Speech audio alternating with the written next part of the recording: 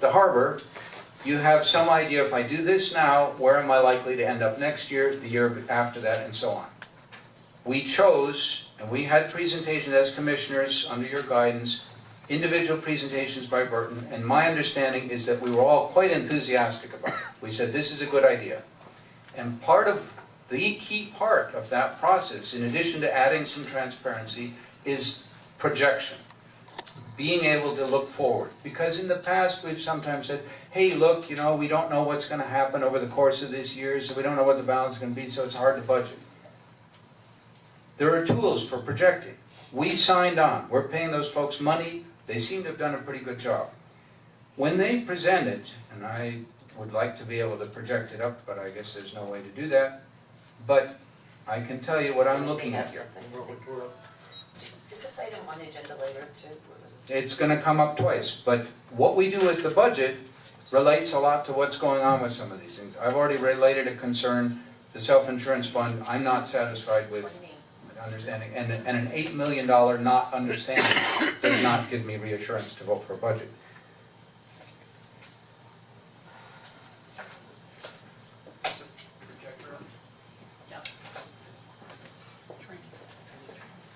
He's going to be pulling up the Burton Yeah. spreadsheet. It concerns me on the electric fund that the way that we and most municipalities typically deal with setting rates, whether it's our water rate or our electric rate, is you bring in a consultant who's an industry specialist, who looks at your operation, looks at your costs, looks at your revenues, and says, okay, you want to keep those in balance, you don't want to be losing, you know, with the funds sinking down, that you have an operating balance. You don't want to be drawing from that, that's drawing from your rainy day fund. You want it keeping steady, so you balance your revenues and your expenses. That's the graph that I'd like to see. We normally do that. Point of order. Yes, Madam reason. Mayor, we're talking about the general fund budget, we're not talking about the rates right now. You know, but this is part of our budget, and by approving this, this comes up in it. It's part of our budget. No, that's not true. Two separate agenda items. Two separate agendas, one for the general fund and this one. They are related to each other. They may be related, but they're separate agenda items. Well,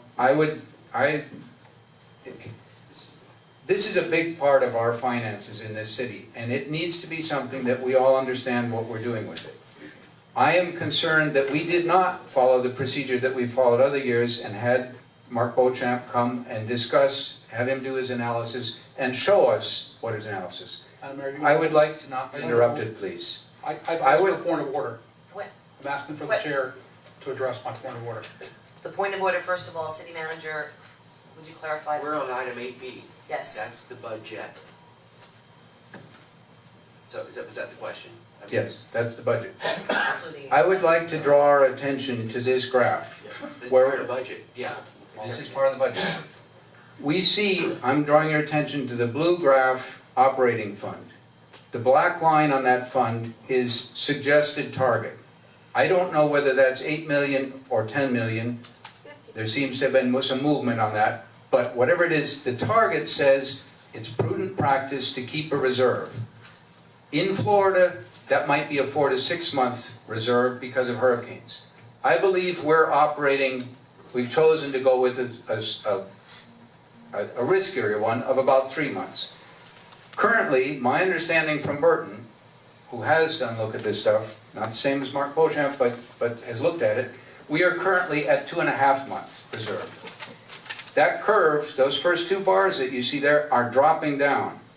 We're headed with this budget for a 2-month reserve. That's under what we should have. What that graph tells you is that we need to raise our rates because we are operating out of our operating expenses. That's what we're subsidizing.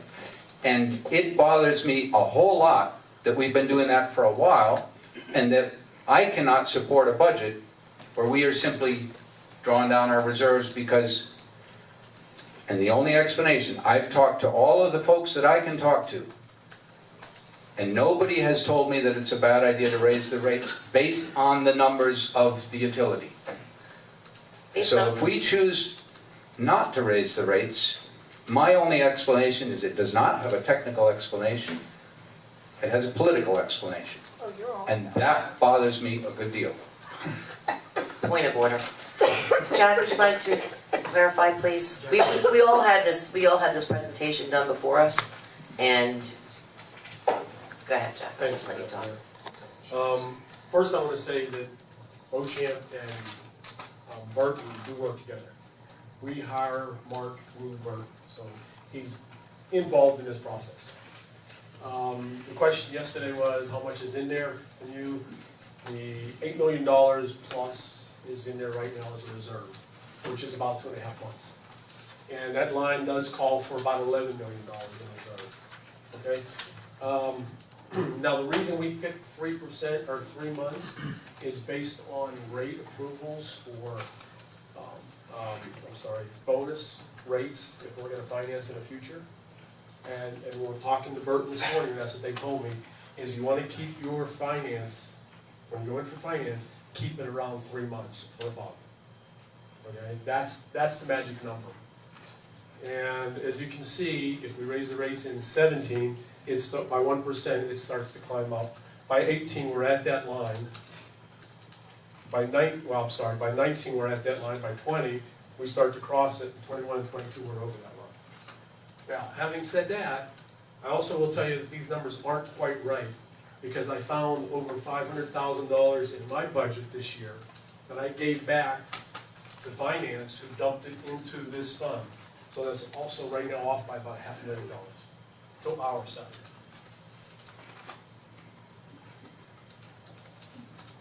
I'm gonna blow a gasket one of these times, because I cannot tell you, I don't wanna beat on staff, but I cannot tell you how many times I've sat here for budget meetings and had a conclusion, and then either at the same meeting or the next meeting says, you know, that conclusion you came to, it was based on the wrong numbers. That's happened with the beach fund multiple times. It's happened with the electric fund multiple times. Commissioner? That is a real problem. So if this is Burton's second crack at this. They had already presented an analysis that showed a serious problem. All of a sudden, they went back away, they were given new numbers, and now there was less of a problem. The problem didn't go away, it's still there. And as you mentioned, we need to raise the rates next year. If we need to raise them next year, let's look at what the graph is telling us right now. What it's telling us is it's continuing to drop down. That means we need to raise them right now. And if you're telling me that even these numbers on time 2, oh, those aren't the right numbers, it's going to look even better when we get the right numbers in there, and I'm finding $8 million I can't account for. It used to be $8 million for the reserve here, but then it was $10 million before. I have to make decisions on solid numbers and not on numbers that every time I turn around, they come back and say, well, you know, those weren't the right numbers. I'd like to let staff talk right now, and also everybody else might like to chime in here too, Commissioner McBoyd, please. Jack? Yeah, the numbers I gave you just now, the added numbers were money that I went through my budget and we did not spend in this fiscal year. We're at the end of the fiscal year, we found $500,000 that had not been spent. I did not carry it into next year's budget. What we did was we took it and put it in this fund, okay? So that's why the numbers are off on Beauchamp. Yes, I'm sorry, in Burton. Now, the numbers you saw in the first Burton model had revenues of $51 million. That was the low year, and I believe it was in 2011? 13. Okay, if you look, and we went over this yesterday, if you look at those numbers consistently over the last 3 or 4 years, they're between $54 and $55 million. We're actually projecting more than that this year. Again, it's a projection, but we should be over the $55 million mark. And that's what Beauchamp was projecting. So that's what Burton's models were changed now. They went on old numbers that we had, 13, and I don't know where they came from, but I can tell you right now where the numbers come from. I can't be the city's accountant. I'm assuming that when you hire a consultant to do projections, you give them decent numbers. And I've heard over and over and over during this process, well, we didn't give them the right numbers. Those aren't the right numbers. And that leaves me in the position, especially when the changes to the numbers are favorable to a certain view of things, that leaves me very, very suspicious. Workshop. Well, yeah, And that's why I have a Okay. big problem, and that's why I'm upset about it, because this is not the first time it's happened, multiple times. either way, we have an ordinance, don't we, a rate parity ordinance, city manager? Yes, ma'am. And how long is that rate parity ordinance in effect till? We have 2 more years. 2 more Yeah. years. After this year, this is the 3rd year. So, 2 more years. 2 more years, okay. Which, that was a policy decision that, that was made prior to Jack. Jack, just so for other people who don't know, Jack just arrived here like a week ago, 2 weeks ago. Actually 5. 5 weeks. Has it been He's that been long through- already? Yes. It feels like just yesterday, It's Jack. Monday, feels like 6. Yeah. And thanks for finding mistakes to our favor. Just to the numbers, and Commissioner McGuire, I apologize profusely. The budgeting process, I mean, every budget, I've been doing this for a long time. You start off in April and March and you make your best guesses and you start to pull together a budget. It's a living document. We use the Burton model because it gives you projections, but it also gives you the ability to manipulate the numbers because they change. They change dramatically.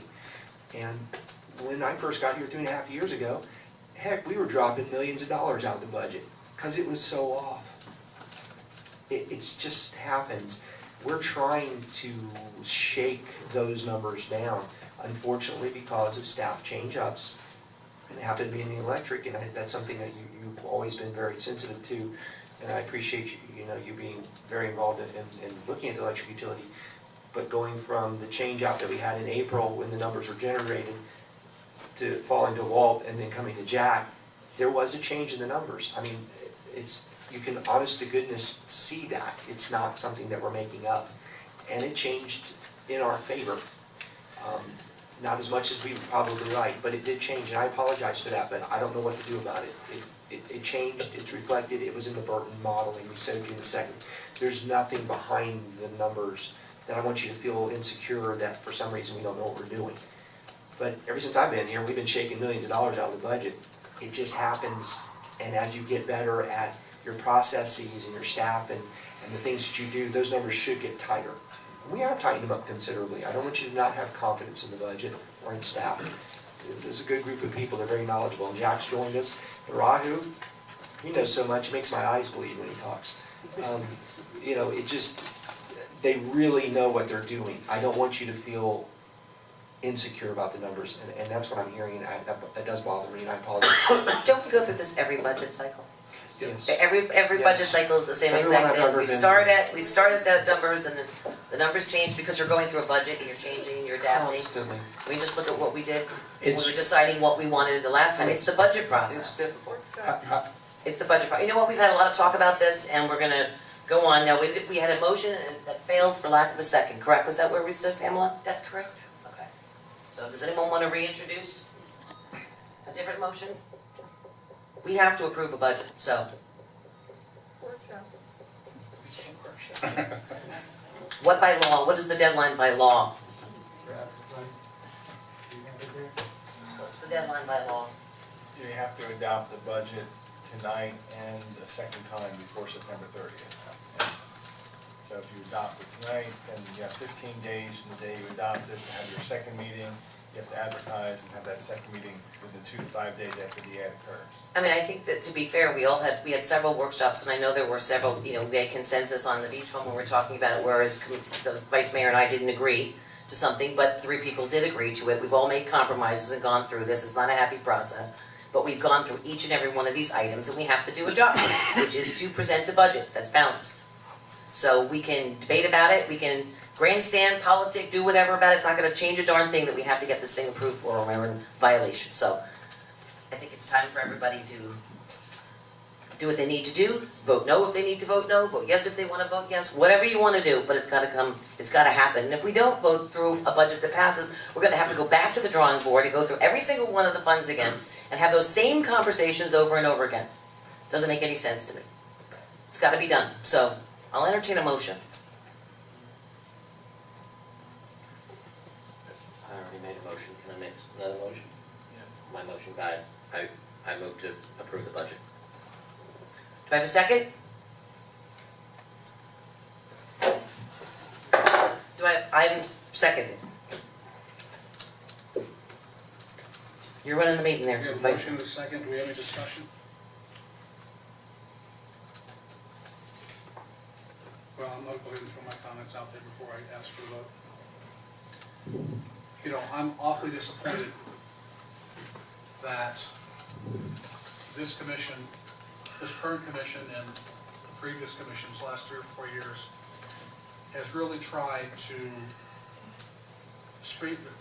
find some of the issues we have in the city with our finances and our processes and just doing a lot of positive things to move the city in a positive direction. But I think we're being a little bit inconsistent here in that, you know, we've had some commitments that we've made to the public over the last few years. The big one in my mind is the repayment of the loan to the building, to the casino building. And somehow we've gotten away from that. And it's bad enough we got away from it. But frankly, what we've done is we have taken a bad business plan that, in my opinion, was failed from the beginning, and the record is well documented of how I felt about that business plan. The fears that I had came to fruition, unfortunately. Yet, here we are in the aftermath of this. There are 2 of us up here that voted, were the part of that process of voting for that deal. I voted against it for all the reasons that we've talked about it, you know, ad nauseum. Even though I voted against it, it's still my responsibility as a member of this commission to uphold the obligation that the commission made to the public. And the public was to repay that money at a certain dollar value over a certain period of time. I am not going to go back. It would be easy for you to say, well, do whatever you want. I didn't vote for it in the first place. I thought it was going to be a failed process. But that's not how government's supposed to work. And that's part of the problem we're having with politics and elected officials in general. We tell people we're going to do one thing on the campaign trail, or when we get elected, we say we're going to do another thing, and then we turn around and do something different. So there's no wonder that people don't trust the government. It's no wonder they don't trust politicians. This is a simple thing. This is a simple commitment to have kept for the people. But in my humble opinion, because of political expediency, we've kicked the can down the road again, and we are starting the same path to, what's the word I want to look for? We're going down the same path we went, I think, maybe with the old casino building, in that we didn't maintain it properly. We subsidized the tenants that were up there in one form or fashion. And over a process of the years, the building started to deteriorate, and we couldn't get it together. And then we had the big political debate on what are we going to do about the casino building. And I'm telling you, mark my word, we're going to have the same conversation in 10 years about the casino building that we had 5 years ago about the old casino building. Because we didn't maintain it properly, we didn't build it properly, we didn't finance it properly, we didn't do anything up there that was done the way it was supposed to be, or at least how we committed to the public we were going to do it. So now it's easy for us in retrospect, because it's easy to go ahead and raise the parking rates to cover that mistake. It is easy to raise the parking rates to cover the pool that was never included in the original business plan for the beach to begin with, and that was left out intentionally. It's easy to put the burden of paying the loan back on the water customers. I would ask you, when the RO plant was built and the decision was made to put the RO plant into construction, there was no public input to speak of. The commission just decided to get a revenue bond and bond out to build that RO plant. Well, I'll bet you, if somebody brought the idea up of, if we bring this RO plant online, does anybody mind us raising the water rates to subsidize the beach? I don't think anybody would have gone along with that. Nobody would have gone along with that. So on the RO plant, we built the plant, and then, you know, a funny thing happened. Rather than reflect the actual cost, Point of order. there's no point of order here. I don't believe the RO plant is any part of this budget. I don't think, excuse me, I'm not talking here. Okay? Yeah, I just said point of order. How'd that work out for you? About like yours did, I guess. So, my point is, we didn't raise the water rates maybe the way we should have up front. So we had to backfill the water rates. So now we have a little bit heavier water rate increase now than maybe we would have normally had. And on top of that, we have more water rate increase because we didn't pay back the money to the water fund. Now, I would also submit that we have talked ad nauseum about the lack of fire hydrants in the city. Lack of fire hydrants, basic health and safety. We had a house burned down in my district because they couldn't get water to put out the fire. We tried to go out and get the folks to bond out or whatever to fix those hydrants, but you, Commissioner, fought against that. So we couldn't fix the fire hydrants. So Try now, not to put words in my mouth. it's a fact. I did not fight against fire You, hydrants. oh, okay. All right. So here we are, we still need fire hydrants, okay? And we have to borrow more money than we normally have to borrow to put the water lines in, 2-inch water lines. This is ridiculous. We're kicking the can down the road. So my proposal is very simple. My understanding in talking to the city manager is there's enough money in the fund balance at the beach to get us through another year, to see if we can come up with an adult decision how we're gonna move forward on the beach. Okay, the way I see it, the casino building itself is losing, if you pay back the $500,000 a year like you're supposed to, we'll lose $300,000 or $400,000. The pool is losing close to $200,000 a year. That's $600,000 in a deficit.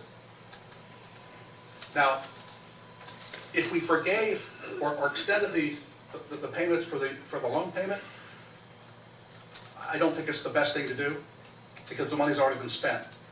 But the pool, on the other hand, that's something we can fix, maybe. We can either decide to close the pool and minimize the bleed, or we can go back out and see if somebody wants to come in and partner with us to do something with that pool. There's some things we can do, but we can't continue to operate the way we have. We can't ignore the fact that the pool is there and it's losing hundreds of thousands of dollars, and we can't continue to raise the parking rates. What's going to happen here at $2? We went from $1.50 to $2 before we even broke ground. People were grumbling about the cost of parking and the minimum charge to use a credit card. The merchants up there are concerned that that's hurting their business. So if we're going to go ahead and add another 50 cents on top of that, are we going to have people stop going up to the beach? Potentially. Are they going to stop going to Mulligan's? Are they going to stop going to the pizza shop? And if they do, is that going to hurt their business? If that hurts their business, are they going to be able to pay their rent? No, if you recall, I think we had to evict tenants in the old casino building because they couldn't pay their rent, as I recall. Is that where we want to go? You can't just throw money at this and throw the burden on the people that park at the beach. They didn't ask us necessarily to redo the casino the way it was done and how it was financed. That's not their responsibility to fix. It's our responsibility to fix it, and we need to do it in a fiscally responsible way. So my proposal is, if you want my vote for this budget tonight, we take away the $250 for parking, okay, and we use the fund balance to make up the difference. Under no circumstances am I voting for an increase in parking. I'm not voting for any more money added to the water bill than necessary. Under no circumstances, I won't do it. Now, if you want to do it, Commissioner McBoy, Commissioner Mayor, Moroso, Mayor, if you guys want to do it, you do it. But I'm not going to do it. I'm absolutely going to do it. And you're going to have your opportunity here in just a few minutes. I've asked you this before. If you want to raise the electric rates, that's your thing. You want higher electric rates. You go ahead and make the motion. But we sat here, you and I sat here, in fact 4 of us sat here, and unanimously agreed to the ordinance that would put us in a situation to come up with rate parity with FPL. No, Yes. I made it very clear that I did not agree with that. I've made it very clear since. Well, I do believe you voted for that. You believed something in the last meeting, and I went and checked, it was not true. I wasn't even on the commission then, but. Oh, okay. So anyhow, you voted for it, yet you turn around and vote for an electric rate increase, which makes no sense for you. You voted against the budget last year because you wanted an electric increase. You want an electric increase this year. We're not increasing the electric rates. Okay, we're not going to increase the electric rates while I'm here unless we have to. Okay? You seem to have a concern. I would suggest looking at that graph. I've looked at that graph. We also had a conversation about as our city grows, and as we experience more economic development. That's built into there. It Okay. doesn't fix that. Point of order, you guys aren't supposed to be going back. So that's it. So that's my proposal. If you all want my vote for this budget, we need to scuttle the parking increase and use perhaps the fund balance to get us through this year. And by doing that, that will reduce the water rate a little bit. And I would be willing to vote for the budget if we could do that. So, otherwise, you won't get my vote. Public comment? Okay, Mr. Amoroso. Wait, public comment. Okay. Who's got the card? They came to you. What color is it? I thought the mayor had closed. No, I don't have the gavel. I don't have the card. Peggy Fisher, please. Peggy, you only have one? Yes, sir. Peggy Fisher, North 8th Street.